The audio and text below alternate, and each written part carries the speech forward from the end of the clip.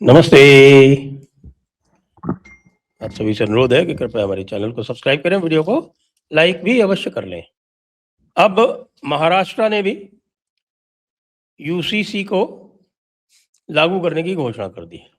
वैसे भी पहले से बात हो रही थी कि महाराष्ट्र भी यूसीसी को लागू करेगा, लेकिन इससे पहले अभी तक जो लागू हुए हैं वो केवल गुजरात में, असम में और उत्तराखंड में। सबसे पहले उत्तराखंड में, उसके बाद गुजरात में और असम में यूसीसी लागू हो चुका है। और बंगाल ने इसके लिए समिति बना दी है और अब महाराष्ट्र ने भी बना दी है। उत्तर प्रदेश में अभी तक घोषणा नहीं हुई है, लेकिन जो मुझे बताया जा रहा है वो ये है कि उत्तर प्रदेश में भी यूसीसी लागू होगा, लेकिन वो संभवतः मैनिफेस्टो में उसकी घोषणा की जाएगी और मैनिफेस्टो में घोषणा करने के बाद में वो लागू होगा।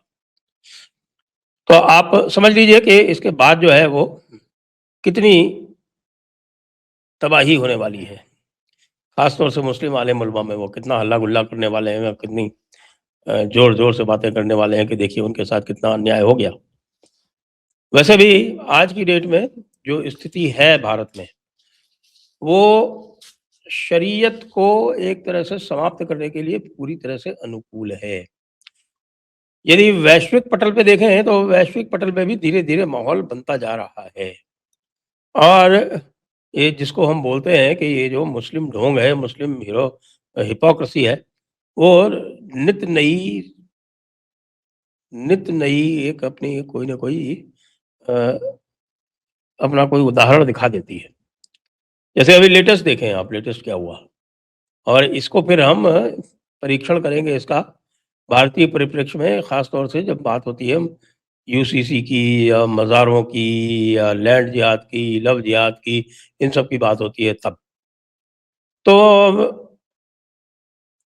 अभी एक मैच हुआ, मिस्र यानी इजिप्ट और अर्जेंटीना में, और उसमें आपको पता है, आपने ये देखा होगा मैच की, मिस्र जो था वो 79 मिनट तक लीड कर रहा था 2-0 से, और उसके बाद फिर अर्जेंटीना ने धड़ाधड़ 3 गोल कर दिए। तो जब वो पूरे 3 गोल कर दिए तब उनको अचानक याद आई कि 1 गोल उनका जो था वो बीच में डिसअलाउ कर दिया गया था। वो 51वें मिनट के 51-52 मिनट के आसपास किया गया था। उस समय उन्होंने कोई प्रोटेस्ट नहीं की, लेकिन जब ये हुआ, तब ये हुआ कि साहब कि वो देखिए वो जो गोल डिसअलाउ किया था वो गलत था, और जो उनका कोच था उसने ये वाला साइन बनाया। ये जो साइन है, ये फीफा का एंटी रेसिज्म साइन है। मतलब ये कहने लगा कि साहब कि देखिए हमारे साथ रेसिज्म हो रहा है। रेसिज्म क्यों हो रहा है भाई? क्योंकि जो रेफरी था वो गोरा फ्रेंच था। तो देख रहे हैं ना आप, कैसे विक्टिम कार्ड प्ले किया जाता है। इसी तरह के विक्टिम कार्ड आप देखते हैं कि भारत में रोज प्ले किए जाते हैं। और इसके जो हैं, हमने उदाहरण आपके सामने प्रस्तुत किए हैं, कौन-कौन से लोग। ये आरफा, सबा, राणा, सायमा, और हमारे तरह-तरह के फ़िल्म स्टार, यानी जो आपके जो अफ़गान मर्सनरीज़ के जो वंशज हैं, वो भी नसीरुद्दीन शाह, सैफ अली खान, शाहरुख खान, सारे के सारे जो है ये विक्टिम कार्ड खेलते रहते हैं। ये फ़िलिस्तीन के प्रति बड़े हिमायती हैं, लेकिन इनको आज तक कभी भी कश्मीर का नरसंहार याद नहीं आया। एक गाज़ा में अगर 2 बच्चे मर जाते हैं तो इनको बहुत दिल में दर्द होता है, लेकिन हिंदुओं की जो मास लिंचिंग हुई बांग्लादेश में, उसके बारे में इनके मुँह से एक शब्द नहीं निकला। ये घर वापसी जो प्रोग्राम है, कतिपय हिंदू संगठनों का, उसके प्रति ये बड़े मुखर होते हैं कि देखिए ये किस तरह से मैजॉरिटेरियनिज़्म हो रहा है। लेकिन पाकिस्तान में जिस तरह से हिंदू लड़कियों को अगवा करके और उनके साथ बलात्कार करके और उनको ज़बरदस्ती निकाह की गुलामी में फेंका जाता है, उसके बारे में इनकी बात इनकी कभी भी मुँह नहीं खुलता। ये और भी आपको बता दूँ कि ये जो मैंने आपको फुटबॉल मैच का उदाहरण दिया था, उसी फुटबॉल मैच में जो भाई था, हुसैन हसम, जो कोच था इजिप्ट का, वो फ़िलिस्तीनी झंडा लहरा रहा था। अब वो फ़िलिस्तीनी झंडा लहराने के खिलाफ कुछ लोगों ने उठा के इस्राएल का झंडा उसके सामने लहराना शुरू किया तो वो पागल हो गया। अब ये किसी इजिप्शियन के लिए ये झंडा लहराना, ये इतने मज़ाक की बात है। मज़ाक की बात क्यों है? मज़ाक की बात इसलिए है कि इजिप्ट का गाज़ा के साथ में बॉर्डर लगता है। यानी Gaza is part of Palestinian authority. तो गाज़ा के साथ बॉर्डर लगता है, वहाँ उसने एक पूरी दीवार बना रखी है, पक्की दीवार, और एक भी गाज़ा के निवासी को वो इजिप्ट में यानी मिस्र में घुसने नहीं देता। कई बार एक ये योजना बनाई जा चुकी है कि वहीं जो गाज़ा से लगता हुआ एक बहुत बड़ा रेगिस्तानी इलाका है मिस्र का, वहाँ पर एक टाउनशिप बसा दी जाए, लेकिन नहीं।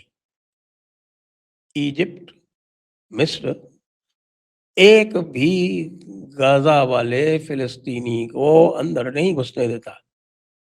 लेकिन विश्व पटल पे फ़िलिस्तीनी झंडा, इजिप्शियन द्वारा। इससे बड़ा मज़ाक कोई नहीं हो सकता। यही काम ये लोग यहाँ करते हैं, भारत में।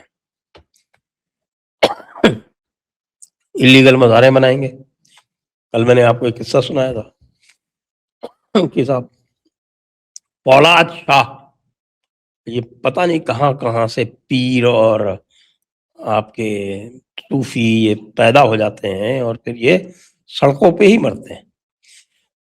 ये सड़कों पे मरते हैं या सरकारी ज़मीनों पे मरते हैं और फिर वहाँ पे एक मज़ार उगाती है।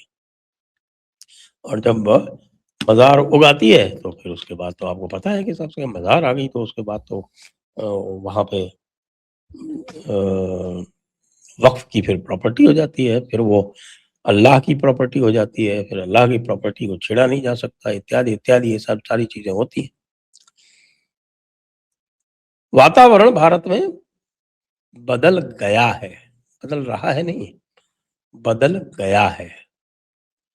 लोग जो हैं सोशल मीडिया के माध्यम से, इंटरनेट के माध्यम से इस्लाम के बारे में बहुत कुछ समझने लगे हैं। आप कहेंगे कि ऐसा कहाँ समझने लगे हैं? आप और तरह की बातें करेंगे और कहेंगे, लेकिन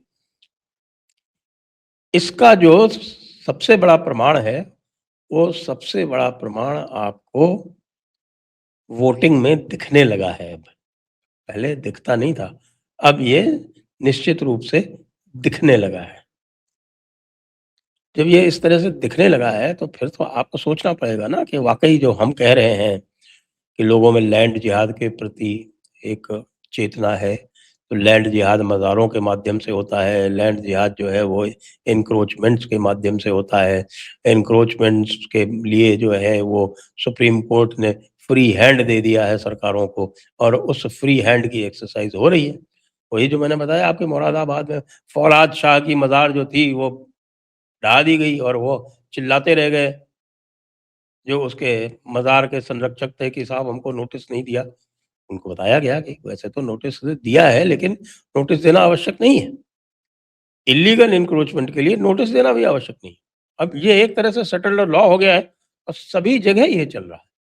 आप ये देखिए हमारे राजस्थान के जो 15 किलोमीटर का जो क्षेत्र है बॉर्डर से, जहाँ पर मुसलमानों की अच्छी खासी आबादी है, ख़ास तौर से जो रेगिस्तानी ज़िले हैं बीकानेर, बाड़मेर और जैसलमेर, उसमें तो वहाँ पे 15 किलोमीटर बॉर्डर से लेके जो क्षेत्र था, उसमें जितनी भी इल्लीगल मस्जिदें, मज़ारें इत्यादि थीं, सब ढहा दी गईं और कहीं कोई चूँ नहीं हुई। अखबारों में खबरें-वबरें छपी, कुछ 2-4 लोगों ने बयान-वयान दिए, लेकिन बस वो एक फ़ॉर्मेलिटी करके और इतिश्री कर ली गई।